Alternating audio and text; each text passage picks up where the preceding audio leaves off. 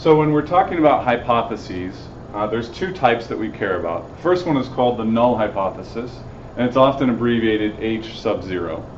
The second is called the alternative hypothesis, and it's often abbreviated H sub 1.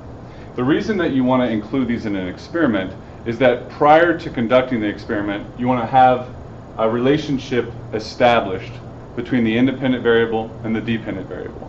This will allow you, after you conduct the experiment, to examine your data and determine whether the null hypothesis is supported or refuted, or whether the alternative hypothesis is supported or refuted. So I've written your notes that I've included on the website up here, and I want to talk through this in the Red Bull example. So to refresh your memory, the Red Bull example is you're going to test and see if you give participants different amounts of Red Bull an hour before a workout, if it affects their performance in the workout. So our null hypothesis would be written in this format. If the amount of Red Bull is manipulated, then the overall performance will not change because there is no relationship between Red Bull and performance. Any difference in the data, in that case, would be due to random variation.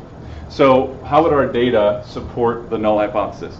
If you give 10 participants different amounts of Red Bull and they don't show any differences in the data that you collect in their performance, you could say, well, we're supporting the null hypothesis. There must be no relationship between Red Bull and their performance, in which case the changes or any small fluctuations in the data are simply due to random biological variation of the human beings.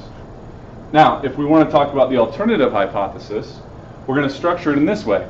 If the amount of Red Bull is manipulated, then the performance of the individuals will change because there is a relationship between the two variables. And you'll need to say whether you think it is a direct relationship or an inverse relationship, or what type of relationship that may be.